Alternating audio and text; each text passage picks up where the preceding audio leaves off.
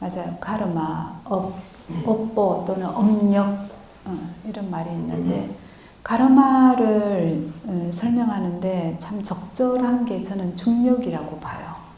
중력. 우리가 지구에 두 발을 땅에 딛고 살잖아요. 그렇게 사는 것은 중력 때문이에요. 우리 평소에 중력을 느끼나요? 못 느끼나요? 못 느끼죠. 근데 만약에 중력이 없으면 우리 어떻게 되죠? 그렇지. 중력이 없으면 저기 아마 다 이제 대기권 밖으로 튕겨 나가갖고 다 죽을 거예요.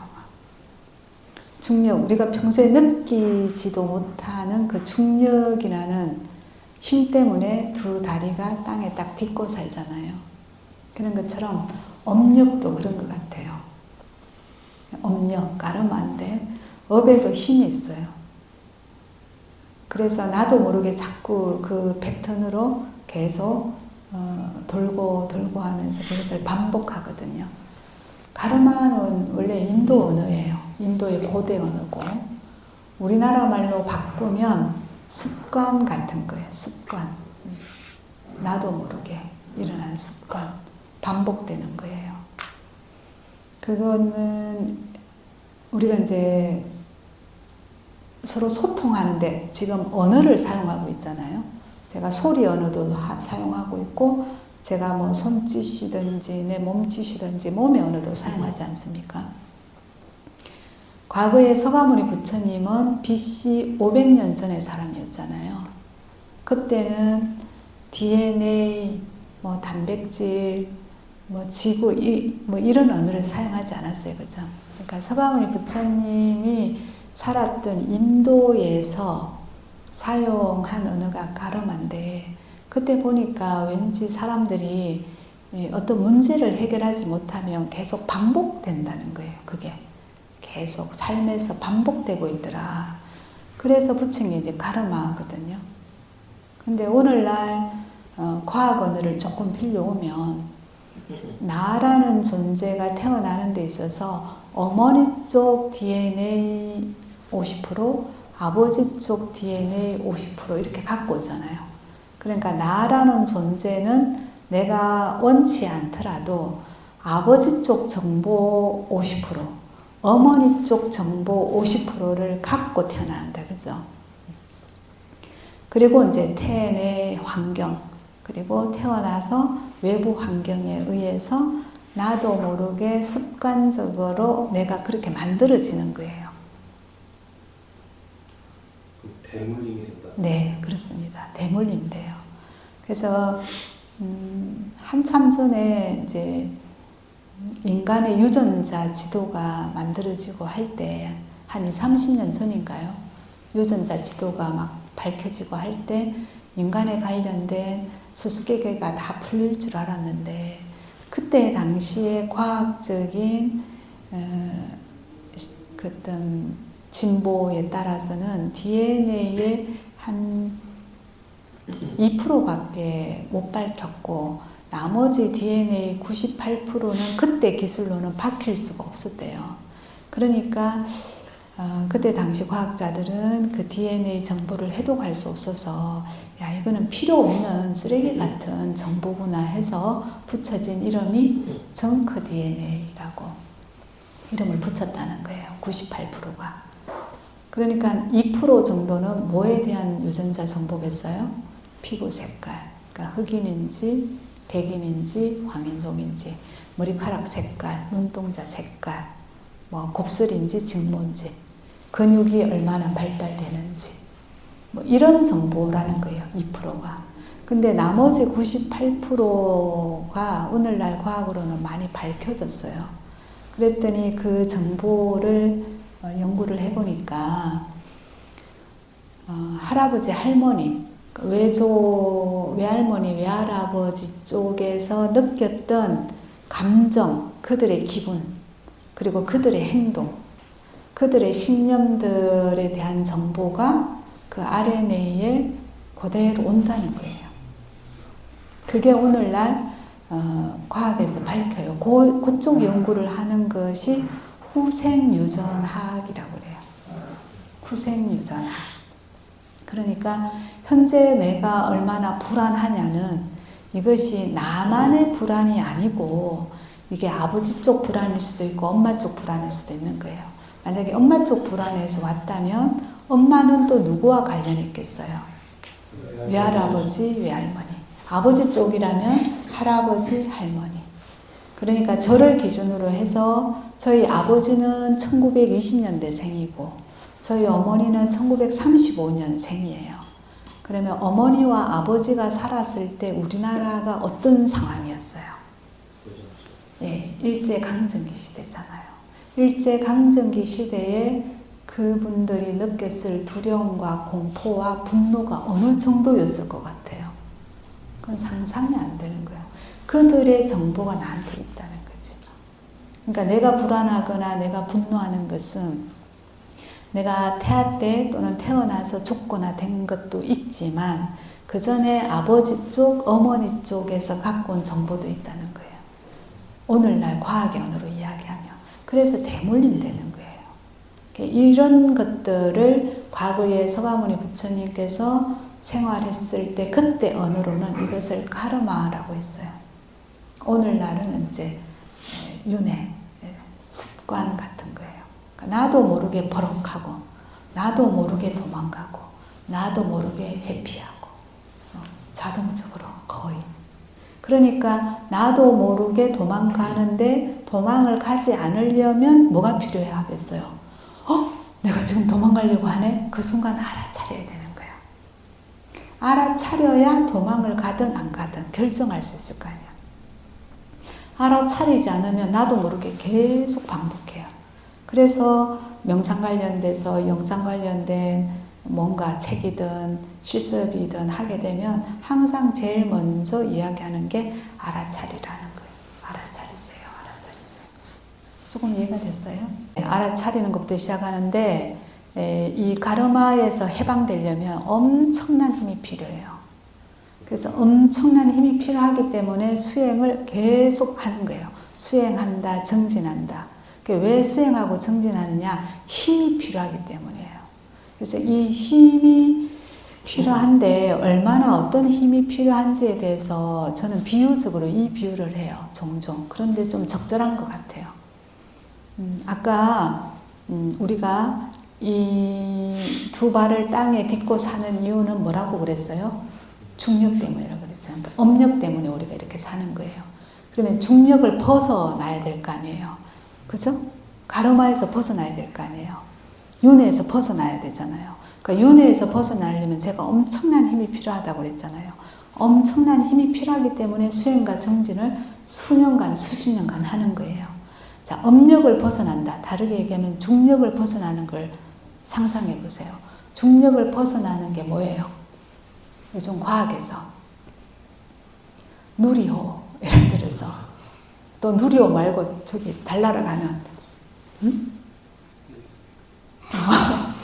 요즘 과학자들이 하잖아요. 근데 우리는 그 뭐 아폴로, 메토 뭐 또 저기 지금 가서 제임스 웹 망원경 뭐 이런 건 그 이제 첨단의 과학이 중력을 벗어날 때 우리가 TV 모니터를 향해서 보잖아요. 중계해서 직접 가는 사람도 많지만 근데 우리 중계에서 보면 뭘 봅니까 우리는? 카운트를 하잖아요. 10부터 10, 9, 8 이렇게 카운트를 해서 1 하고 뭐라고 딱 하면 어떻게 돼요? 발사하면 어떻게 돼요? 팡 하면서 그때 필요한 게 뭐예요? 엄청난 힘이에요. 그때 그 로켓트가 올라갈 때 보세요. 팡 하면서 어마어마한 에너지가 팍 올라가다가 막 그거 보잖아요. 뭐 출발했습니다. 뭐 1분 뭐 궤도 어디까지 올라갔습니다. 자 그러다가 어느 순간 올라가면은 어떻게 해요? 분리. 그죠? 다 쓰면 그 빈통은 떨어지잖아요. 떨어지는데 뭐 어디에 바닷가에 떨어졌다 가서 죽는다 뭐 이런 얘기 하잖아요. 그리고 뭐 여기서 지면에서 팡 올라가서 어느 쯤에 올라가면 툭 떨어지잖아요. 툭 떨어지고 또 올라가잖아요. 쭉 올라가다가 또 뭐가 분리되고, 그리고 나서 이 중력을 벗어나게 되면 그때부터는 에너지를 덜 써요. 덜 쓰면서 달의 중력과 지구의 중력과 태양의 주기와 이런 것들을 과학자들이 계산해서 적은 연료를 가지고 그 달에 가잖아요. 그러니까 이 까르마에서 벗어나려면 엄청난 힘이 필요한 거예요. 마치 이 지구의 중력을 벗어나서 달나라에 가는 것처럼. 그럼 그 힘이 인내력하고 다르신 거예요? 그 힘을 이제 표현하는 게 불교에서는 주로 이제 육바람일 이야기를 많이 한 거예요. 보시, 지계, 인욕, 정진, 선정, 지혜 뭐 이런 표현을 하는 거예요.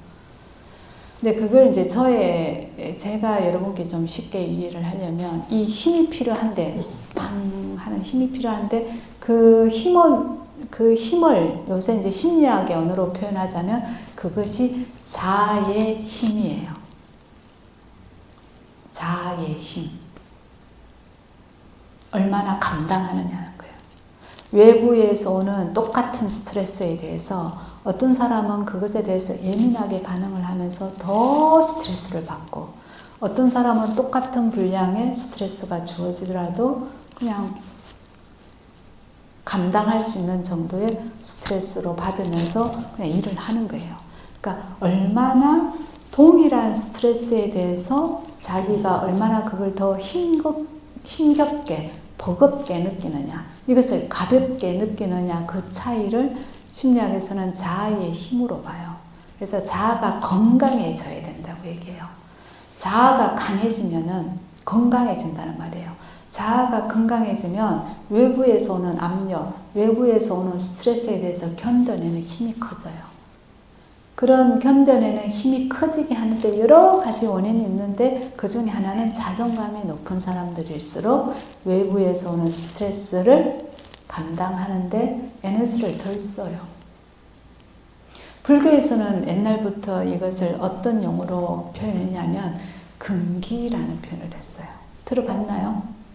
상근기, 중근기, 하근기 이런 용어가 있어요. 그러니까 옛날 중국에서 사용했던 언어들이죠. 근기. 그래서 상근기는 뭐 선방에 가고, 중근기는 뭘 하고, 뭐 하근기는 뭘 한다 이런 표현이 있어요.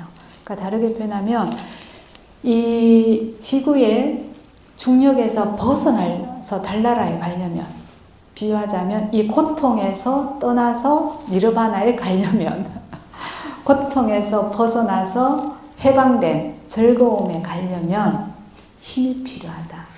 이 힘을 기르셔야 돼요. 그 힘을 기르기 위해서 여러분들이 명상을 하고 상담을 받는 거예요. 눈에 보이진 않지만 줄이 있어요. 정신줄이라고. 눈에 보이지는 않는데 또 신경줄도 있어요. 그걸 이제 신경계라고 하거든요. 그래서 옛날 어른들이 야, 정신줄을 놓으면 안 된다. 정신줄을 잡아라. 또는 정신이 건강해야 된다. 정신력으로 버텨라. 이런 다양한 표현들이 있어요. 그게 다 정신줄이든 신경줄이든 신경계든 그 모든 것들이 우리 피부를 포함해서 피부 안쪽에 있어요. 안쪽에 일어난다 이 말이에요. 그래서 힘을 기르기 위해서는 일반적으로 가장 적절한 비유가 뭐냐, 그 근육 만들기 비유를 참 많이 해요. 여러분들이 알고 있는 그 보디빌드 선수들이 있을 거 아닙니까? 근육을 막 키우는. 그 사람들이 보면 단지 헬스장에 가서 1시간 또는 한 달 또는 1년 해가지고 그 근육이 커져요? 그죠? 알죠? 대부분의 그 보디빌드, 몸에 근육을 만드는 사람들이 최소한 하루에 수시간, 수년, 수십 년간 해서 몸을 만들잖아요. 그와 마찬가지로 우리 정신줄을 건강하게 하려면, 우리 신경계를 건강하게 하려면 그만큼 에너지를 쓰고 집중하고 훈련하고 연습하고 연습해야 돼요. 서가모니 부처님께서 우리에게 알려준 방법은 명상이라는 거예요. 그러니까 명상을 했더니 오늘날 뇌과학자들이 말하기를 명상을 하면 뇌가 바뀐다 이렇게 되는 거예요. 그래서 이제 지금 명상이 붐을 이루고 있고 여러분들도 여기 와서 명상을 하고 싶어서 여기 오신 거잖아요. 근데 이제 제가 해본 바에 의하면 명상은 정말 훌륭한 도구예요. 누구든지 해야 하죠. 그런데 명상만 해서는 안 돼요. 미안한데. 그리고 처음부터 명상을 한다고 해서 다 좋은 것도 아니에요. 왜? 명상을 잘못 사용하면 이것은 회피의 도구가 되기 때문이에요.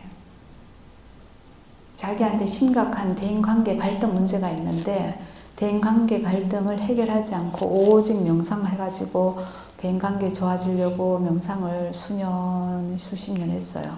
대인관계가 좋아진다는 보장이 미안한데 없어요. 대인관계 갈등이 많은 사람일수록 명상으로 도망쳐요. 연불한다고 하고 기도하러 간다고 하고 회피하기 아주 좋은 도구예요. 이 영적인 수행이. 그래서 잘못하면 영적인 수행은 회피의 도구로 쓰일 수 있어요. 그래서 입문자들, 초심자들은 자기 내면을 보는 연습을 참 많이 해야 되거든요. 그게 조금 전에 했던 소그룹에서 자기 마음 나누기, 어떨 때는 대그룹에서 마음 나누기. 그런데 나는 그게 소그룹이든 대그룹이든 마음을 나누는 게 힘이 들다. 그러면 최소한 1대1로 마음을 나누는 것이 있죠. 그것이 개인 상담이에요. 집단 상담이고. 개인 상담이든 집단 상담이든 거기서 핵심은 뭐냐? 나도 모르는 마음을 끄집어내서 보는 거예요.